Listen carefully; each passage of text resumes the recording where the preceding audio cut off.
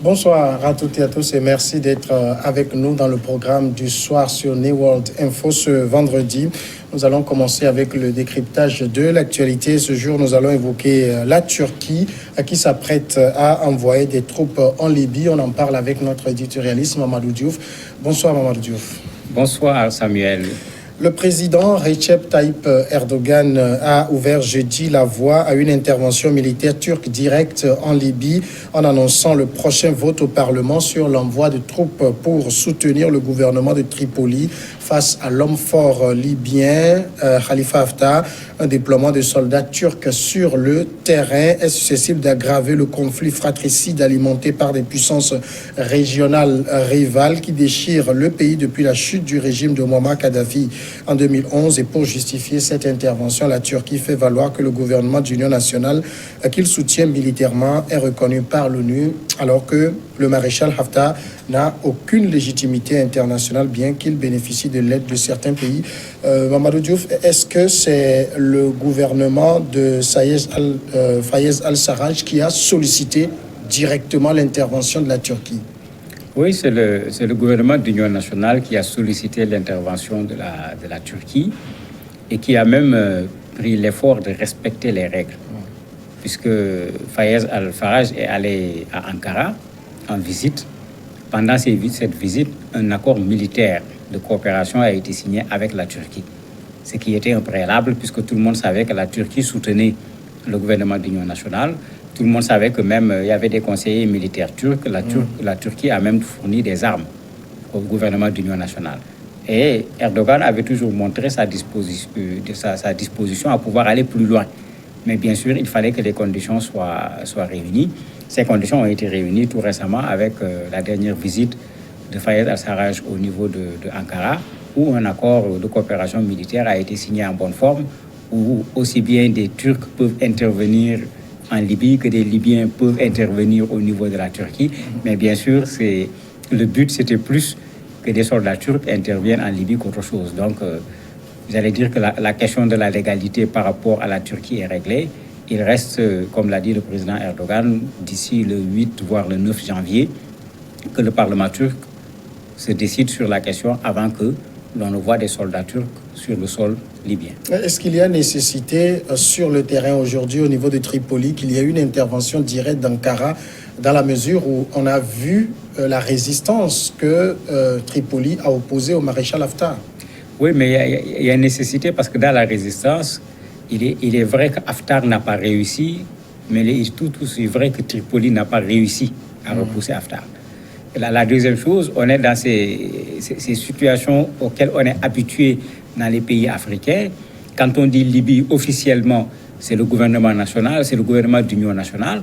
Mais quand vous regardez la portion de territoire à la disposition du gouvernement d'union nationale et tout ce que possède Haftar comme territoire, plus les réserves en pétrole et en gaz, en fait, j'allais dire que la vraie Libye, c'est plutôt avec le maréchal Haftar, ce n'est pas avec le gouvernement officiel reconnu par la communauté internationale. Et certainement, la Turquie veut aider à desserrer l'étau, parce qu'il ne faut pas oublier que depuis cet assaut, Tripoli est aujourd'hui dans une difficulté, puisque les forces de Haftar sont là.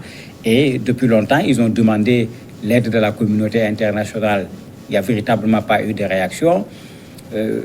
Fayez al-Sarraj a même une fois fait une sorte de coup de gueule en faisant des reproches à la France, à tout un ensemble de pays qui disent soutenir le gouvernement d'union nationale et qu'on a pris en flagrant délit je sais pas moi, de livraison d'armes pour certains, de discussion pour d'autres avec le maréchal Haftar, de sorte qu'il se posait la question de savoir est-ce que véritablement ces gens sont du côté du gouvernement d'union nationale. Alors aujourd'hui, appelé clairement Ankara, c'est parce que le gouvernement, le GNA s'estime ne pas être soutenu.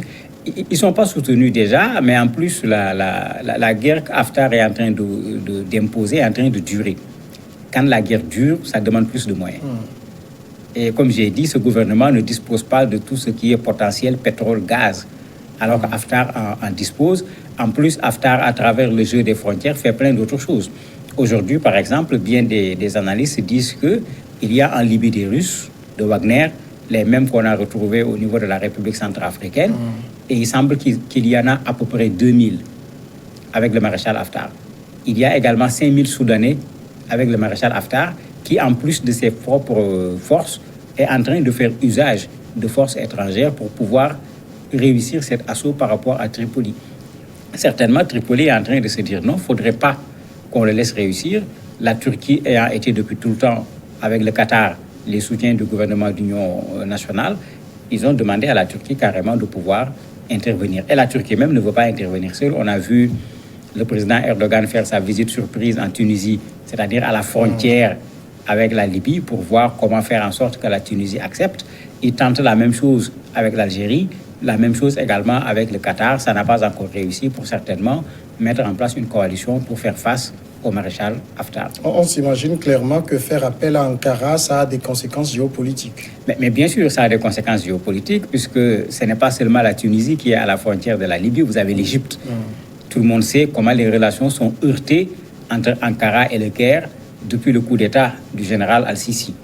Ankara l'avait dénoncé vertement à la mort du président également, du président déchu au niveau de la prison. Ankara avait dénoncé. Donc les relations avec l'Égypte sont vraiment au plus mauvais point au moment où nous parlons. C'est pourquoi le général Al-Sisi lui-même a dit qu'il n'est pas question qu'on laisse à quelques pays étrangers que ce soit d'avoir une velléité de venir intervenir au niveau de la Libye.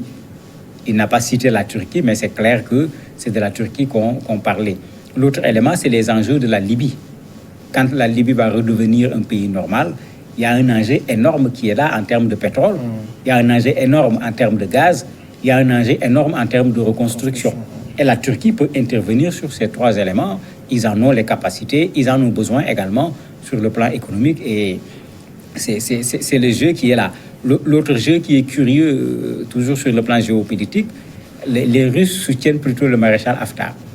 Alors que tout le monde sait qu'en Syrie, les Russes sont avec les Turcs. Et il y a une très bonne relation actuellement entre la Turquie et la Russie, qui a même pris du matériel militaire russe, ce qui lui a valu même des reproches au niveau de l'OTAN, dont la Turquie est membre. Ici, tout le monde se pose la question, est-ce que les soldats russes vont affronter les soldats turcs? Mais comme on dit, de façon générale, les amis, les principes, que ceux y croient, y croient. Mais dans la réalité, les gens s'occupent des intérêts. Alors, il y a Erdogan qui a déclaré que nous soutiendrons par tous les moyens le gouvernement de Tripoli qui résiste contre un général Poutine soutenu par des pays arabes et européens. Par tous les moyens, qu'est-ce qu'il faut en entendre? Mais par tous les moyens, c'est que depuis fort longtemps, il a toujours été prêt à aller jusqu'à ce qu'il y ait des forces au sol, un appui sur le plan aérien, etc. Mais on ne peut pas faire ces choses-là du jour au lendemain parce qu'on quitte son territoire pour aller sur le territoire d'un autre pays. Et la Turquie vient de le faire avec la Syrie et tout le monde a vu la démarche qui a été utilisée. Les Américains ont dû retirer leurs forces. Les Russes ont discuté avec les Kurdes. Les Américains ont dit aux Kurdes il faut accepter de reculer avant que les Turcs ne viennent. Pourtant, on entendait les Russes, on entendait les Américains dire non, on n'est pas d'accord avec cette opération de la Turquie, mais on leur a laissé les coups de franche pour faire une telle opération. Certainement, ici, la même chose également va se faire. Et quand Ankara donne cette déclaration de façon très forte, ça ne s'adresse pas seulement aux Libyens, ça s'adresse également à ces gens pour leur dire, bon, comme ce qu'on avait fait en Syrie, on va y aller, que vous soyez d'accord ou que vous ne le soyez pas. Et malheureusement, aujourd'hui, il y a tellement de mauvais exemples que je ne vois pas qu'est-ce qu'on peut reprocher à Ankara.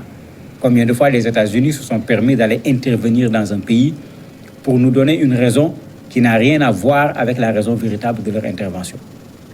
Le cas le plus spectaculaire, c'est celui de l'Irak, avec ces fameuses armes de destruction massive qu'on n'a pas retrouvées jusqu'à présent. La France a fait la même chose en Libye. Si la Turquie intervient en Libye aujourd'hui, à la limite, c'est du service après-vente que la France, l'Union européenne, les États-Unis, puisque les Nations Unies d'ailleurs, puisque tous étaient dans le jeu, cette opération après-vente qu'ils n'ont pas fait, c'est ce que la Turquie est en train de faire. C'est pourquoi quand ces pays dénoncent la Turquie, je me dis certainement que Erdogan ne sent pas la critique parce que c'est un voleur qui crie au voleur tout simplement.